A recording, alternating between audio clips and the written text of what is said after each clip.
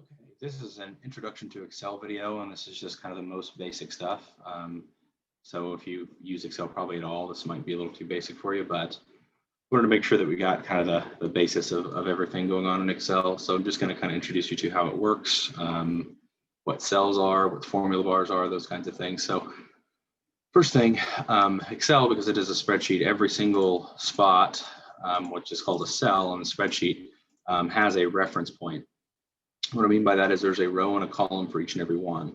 So this is A1, and you can see it's shown here every time you click in a cell, and when you change cells, it shows what that is. So if I ever in a video say, you know, if you're ever watching a video where they say go to cell C4, or they just say go to cell H11, whatever it is, that's what they're talking about. You can actually, I believe, type, right?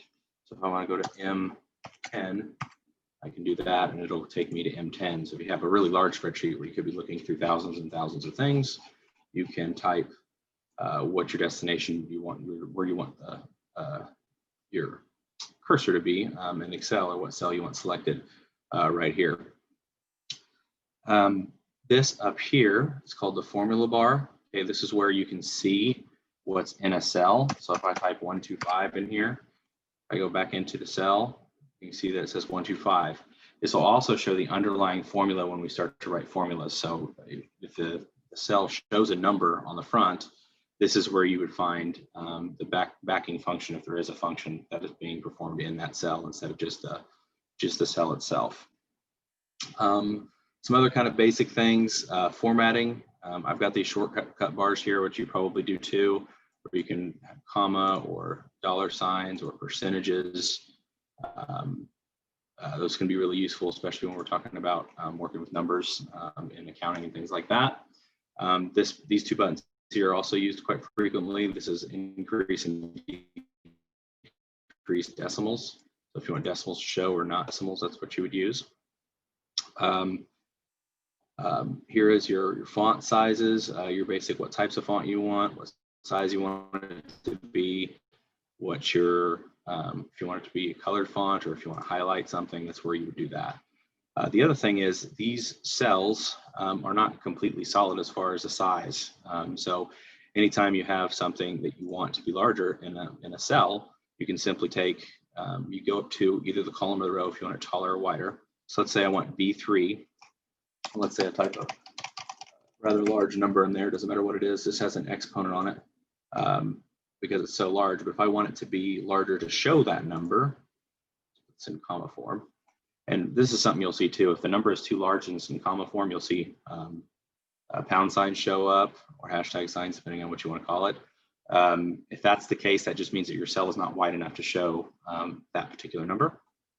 So a way to fix that is you can take your mouse up here, and you'll see it becomes a line with two arrows going out of the direction, and you can widen that cell to however how wide you want it to be. You can go on as long as you want it to go on. But there is actually a simpler method to auto size cells, and you can do this to either height or width.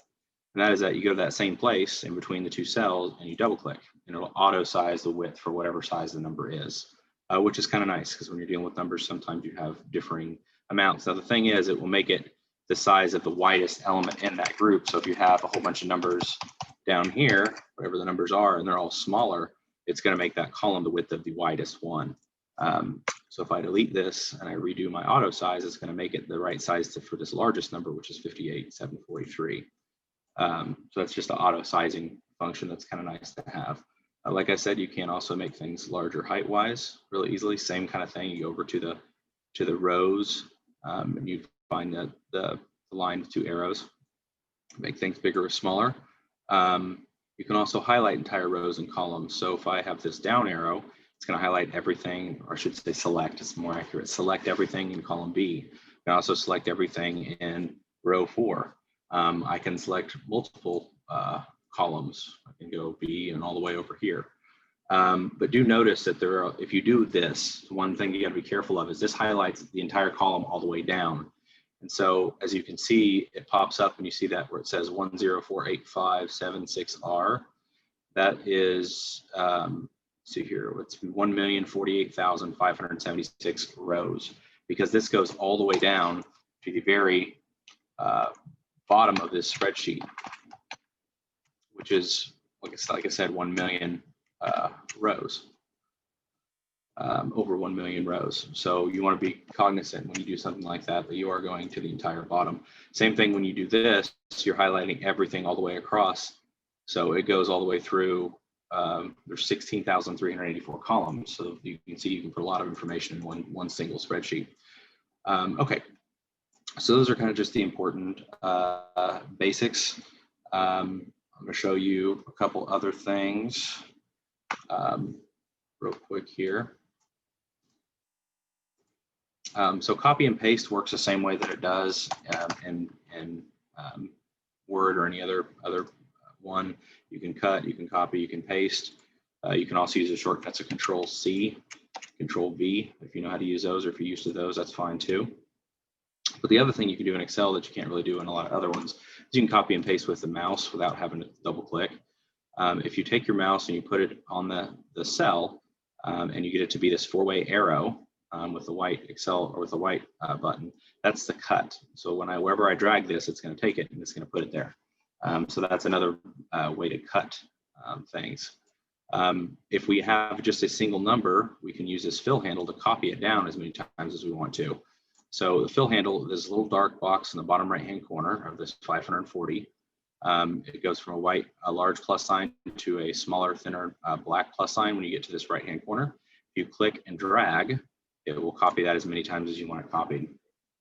Now, I don't typically use this for copying things like that. Instead, the other thing the fill handle will do is it will either repeat formulas or even repeat not just formulas, but if you create a pattern within Excel to repeat that pattern. So for example, if I wanted to start a list and I had to go number from 1 to 500, and if you don't know how to use Excel, you'd be sitting here typing in 1, 2, 3, 4, all the way down to 500. But what Excel can do for you instead is if you highlight the group, because I've created a pattern of going 1 up each time, and I use this fill handle, I can click and drag, and I can drag until I see the number 500, and it will automatically fill in all the numbers up to 500. Going a little far, but there's my 500, and it will write every single number in there for me, so I do not have to type those numbers. And it does not have to be single numbers. It can be a pattern of, it can be a pattern by 2. So 2, 4, 6, 8. It'll do the same thing. You can fill handle down and it'll count by 2s rather than 1s. It's also really nice for dates. Dates in Excel are actually numbers. They're backed by numbers, and I'll explain that in a different video. But so if I want to say today's date, or if I want to say, let's say 12/31 of 2020, so New Year's Eve of 2020, and then I want to say the next day, which is 1/1/2021. It's one more day, and then 1/2/2021. And I do the same thing as I did before, where I take the group and I start to highlight down. It's going to do the same thing. It's going to type in all those dates for me, so I don't have to. So I don't have to type those all in, so it just saves me time. And I think that will be good for this particular video. And we'll continue other basic Excel information in the next video.